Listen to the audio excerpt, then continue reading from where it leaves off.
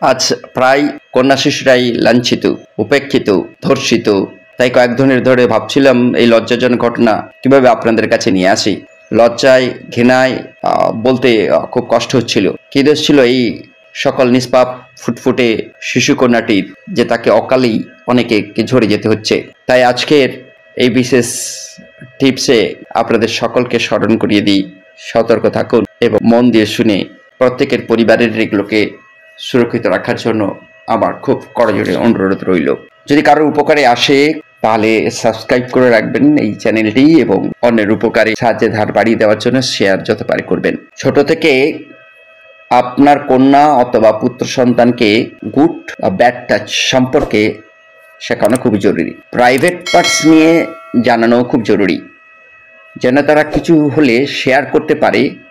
কখনোই নিজের সন্তানকে বাচ্চা মানুষের দোহাই দিয়ে নিশ্চিন্তে অন্যের কাছে ছেড়ে দিয়ে যাবেন না। আপনার মেয়ের সন্তানকে একমাত্র ওর বাবা, বোন, মা, দিদু, ঠাম্মি, দাদু, ক্লোজ রিলেটিভ ফিমেল ছাড়া কখনো কারোর কোলে ওঠা, হাঁক করা, চুমু দিয়ে যাওয়া, গাল ধরা নিষিদ্ধ করুন। কাউকে অ্যালাউ করবেন না।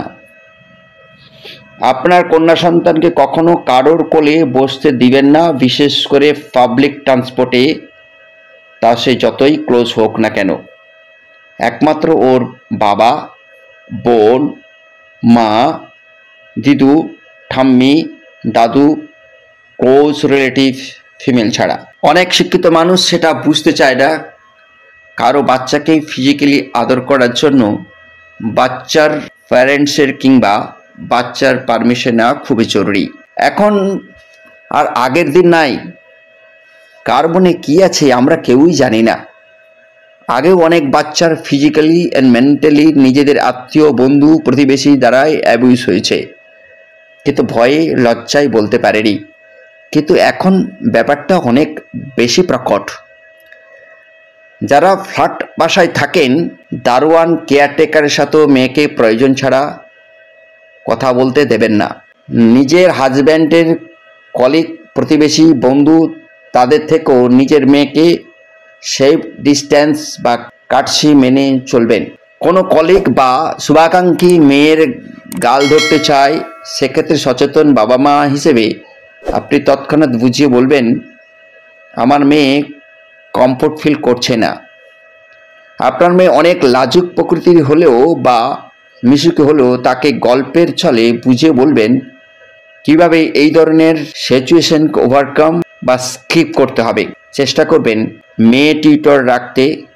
সম্ভব না হলে মেয়েকে কেমন স্পেসে টিউটরের কাছে পড়তে দিবেন যাতে সব অ্যাক্টিভিটি খেয়াল রাখতে পারেন।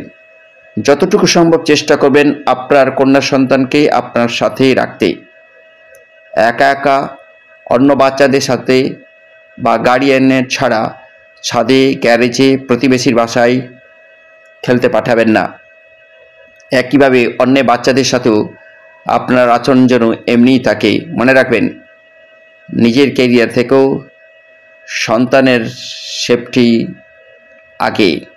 ভালো থাকুন।